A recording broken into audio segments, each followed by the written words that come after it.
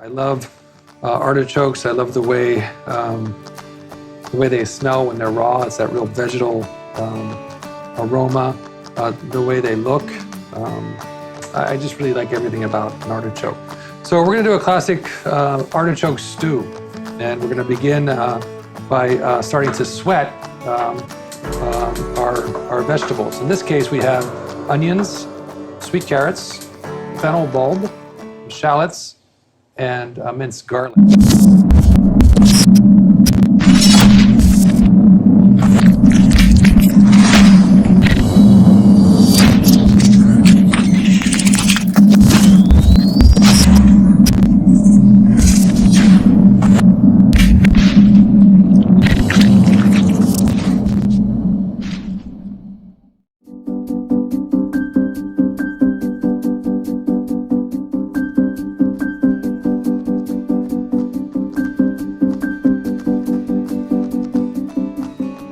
Artichokes, and we talk about every technique is easy. Some requires more patience, more practice, persistence, and some take a little longer, but the result can be very gratifying. And artichoke en BARIGOULE is one of those very gratifying recipes. And I love this. I love artichokes. I love the way they smell when they're raw. It's that real vegetal aroma. The way they look. I just really like everything about an artichoke.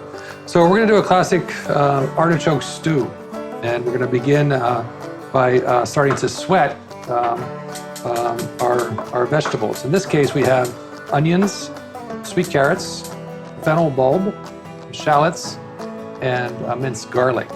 And sweating is much different than sauteing. Sauteing, we start out with very hot oil, and then we add our ingredients, and sauteing means to jump.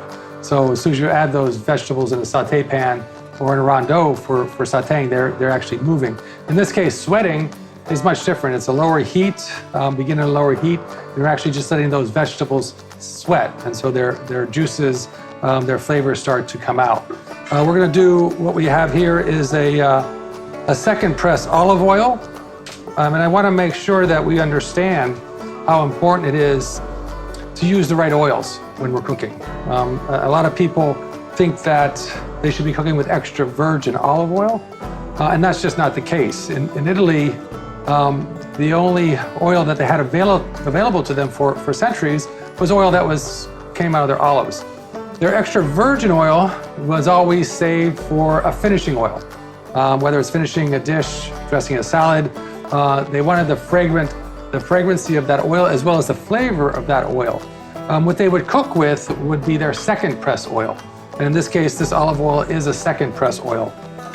In America, we have many different oils. We have vegetable oil, we have corn oils, we have canola oil. All of these are a form of vegetables. So vegetable oil is something good. Seed oil, safflower oil, avocado oil, all these different kinds of oils that we have, grapeseed oil. So there's an abundance of oils today, but certainly in the time when oils were prevalent in cooking, there would be specific to a region. And of course, in Italy, olives were their main product for oils that they had. Okay? So we have now so far our onions, our carrot, our fennel bulb, and our shallots. We're going to start to sweat that over low heat. Okay? These are building blocks. So when we're cooking, we're actually building flavor profiles. In this case, these are none of them are going to be prevalent as an individual vegetable and flavor, but it's going to create a mature flavor of all these ingredients together. Okay, so now we're going to turn our artichoke, which again requires a little bit of practice, a little bit of patience. We're going to begin by taking some of the leaves off. This is a very important technique to understand. So we want to break our leaves by keeping our finger that helps achieve that snap before it breaks into the heart. And I'll show you as we get down further exactly what I mean, because I'll show you what it means by breaking into the heart. If you're breaking into the heart when you're taking your leaves off, obviously you're diminishing the amount of artichoke that you're going to have to eat, and we don't want to do that. Okay? So each leaf I take off, I leave part of that leaf, the bottom of that leaf, attached. And as they get closer or further up, the more important it is to do that. Of course, all this extra trim, if you're a composter, this is where you're able to really benefit from all the extra trim that you have from your vegetables. Okay, composting is a big part of what we do at our restaurants. So I'm going to go until I feel that there's some tenderness in the base of the leaf that I can actually get a knife into. Okay.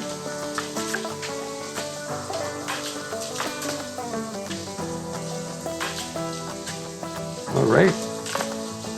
Now if I let that go all the way down, see there?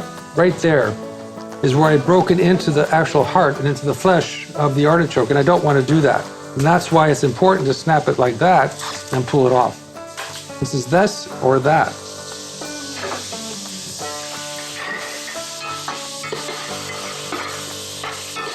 Again, aroma is really important here.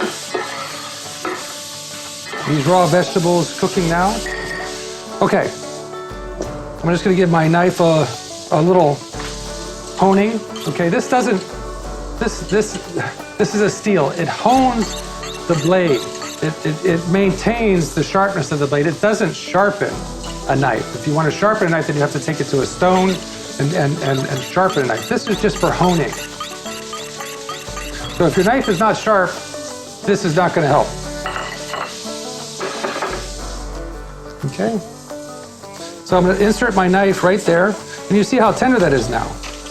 I'm going to start with my knife almost parallel to the artichoke, and as I get into it, I'm going to start to angle my knife so that it's straight. As I get further in, the leaves become more tender. Makes it easier to trim. Okay? So you can see we're right down to the choke there, right? We're gonna leave that choke in for a moment. Hone my knife a little more. Check my vegetables. You notice I haven't added my garlic. I have not added my garlic yet. It is chopped, so I don't want to add it too early for fear of it scorching. Beautiful. So I'm going to turn it upside down, and I'm going to start to turn it around. So turning an artichoke is actually just what you're doing. You're actually turning the artichoke as you're taking your knife through it. So now my goal is to get down to the flesh or the meat of the choke itself, the heart of the artichoke. And you can see where we're getting into there, right? So you can see where the leaf outline, and that's where it was attached, but we're into the meat of the choke. Now I'm just going to take my knife and go further around, continuing turning and turning and turning the artichoke while maintaining an even level of my knife.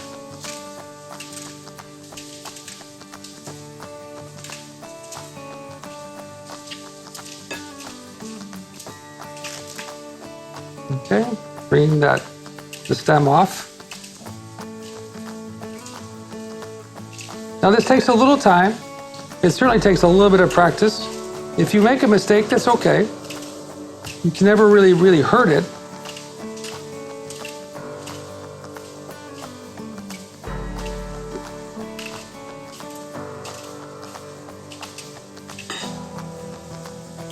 Okay, so I'm pretty happy with that.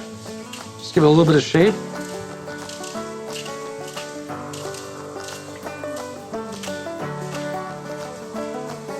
Now I want to remove my choke. Okay, watching my vegetables as they cook. Again, the aromas off of here is just wonderful. I'm going to take a spoon, and I'm going to take the tip of my spoon and start to insert it into the artichoke. You want to remove the choke because it helps us cook evenly the entire flesh of the artichoke. Once you start to get in there, you can start to feel again the flesh. You don't want to go too deep. You can see where I'm starting to scrape it out.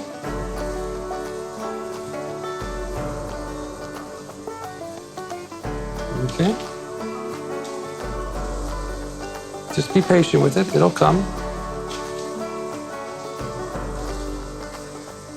This again is one of those wonderful dishes, and I suggest that you cook as many artichokes as you can, because it's also a recipe that with an abundance you can keep them and use them in many different ways. Certainly just having artichoke salad or having artichoke stew, artichoke barigoule is a wonderful on its own, but you can use it as a base for a garnish for your chicken, for fish, almost anything that you like to cook can be served with the artichokes. Okay, you can see that choke coming out of there.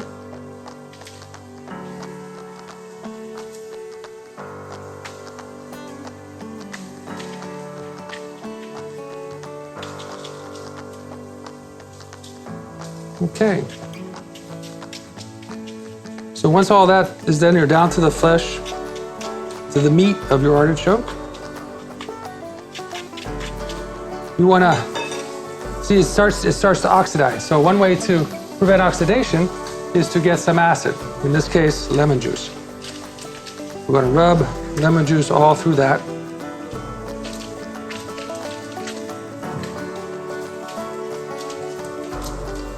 To prevent it from oxidizing.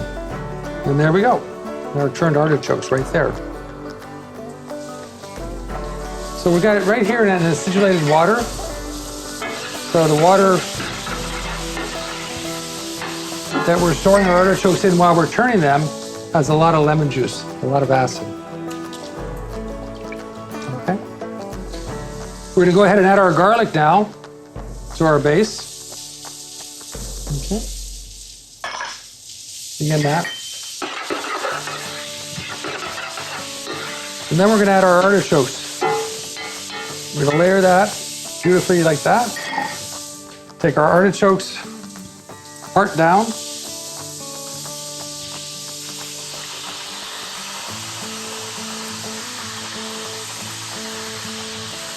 And what we want to do is that steam will immediately begin to cook the interior of the artichoke, which again will help prevent oxidation. The quicker we can get that starting to cook, the less oxidation is going to occur. Okay. Now we're going to start adding our liquids.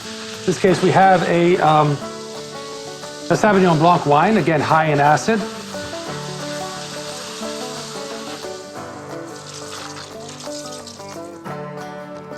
A chicken stock. We're just going to cover our artichokes.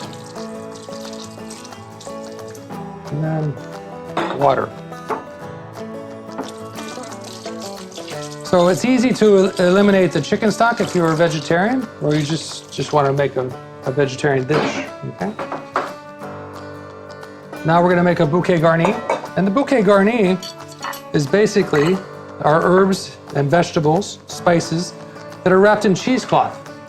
It helps to remove bouquet garni, meaning adding flavor to a stock or a stew by using specific herbs and vegetables. In this case, we have bay leaf, we have leek, we have parsley stem, we have thyme. We wrap it in cheesecloth so it's easy to take out of the stew once you're done. So we're just gonna wrap that. And again, we're going to then do the same thing we did with our asparagus, to seal it and tie it together.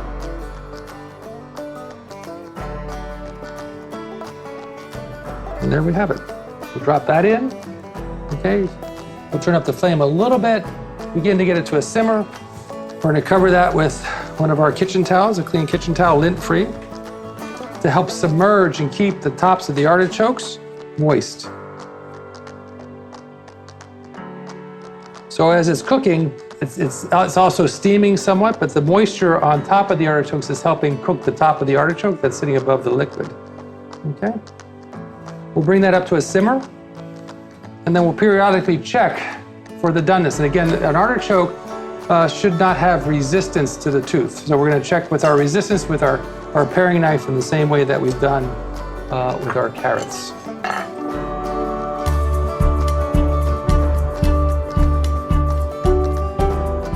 So our artichokes have been simmering now for about 30 minutes, and we just want to test for doneness. And of course, that's that resistance test that we talked about earlier. We'll pull one of our artichokes out. We'll just pierce it with our knife, and we feel no resistance. And that's just a beautifully cooked artichoke. Okay. We remove our kitchen towel. Okay. And start to check further. We just want to make sure, so we'll just verify the doneness here.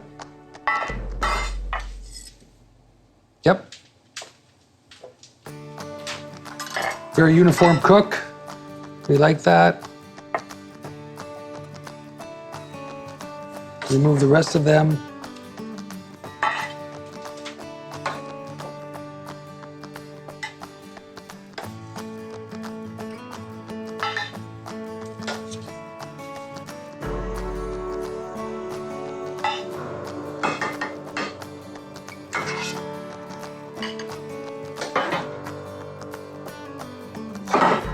Our beautiful cooked vegetables, which are really a great part of the stew. The braise.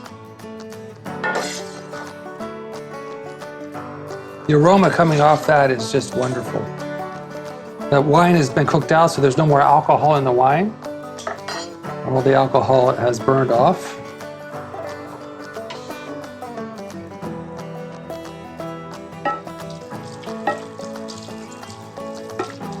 And there we go. We certainly want to leave this to mature for a while. Those flavors really kind of marry together, which makes it that much more complex in flavor. As it cools down, the artichokes start to reabsorb the liquid that they've been cooked in, so making them much richer, much fuller in flavor. But you can also serve this right like this. A little bit of finishing salt again, a little bit of olive oil. It's a beautiful dish. We'll let this cool down. We'll cover it, and we can put it in the refrigerator. We can also jar it if we like, as I spoke about earlier. This can be looked at as a somewhat of a preserved vegetable if we want. We can put it in our refrigerator for a couple weeks, and it would be fine. Okay, a few examples of some of the dishes that we can do. Of course, we have the artichoke on BARIGOULE right here, which is our classic preparation. We've quartered our artichokes, we've served it with our vegetables, some beautiful parsley from our garden, and some wonderful chive blossoms as well. We've done a tomato salad. Of course, we used our peeled tomatoes in this case. We have our sliced artichoke, some basil puree, some basil leaf, and of course, there's also some cherry tomatoes in there as well with some Parmesan cheese. And then finally, another way to use it is hot with protein. In this case, we've roasted a chicken breast, we served it with artichokes, some peas and carrots, which we love, and of course, Niçoise olive tapenade vinaigrette around it. So those are just some examples of ways to be able to use our artichoke on BARIGOULE, but I'm sure you have a number of different ways you'd like to use it yourself, and you can explore all kinds of different ways to be able to use such a satisfying recipe as artichoke on BARIGOULE, or artichoke stew.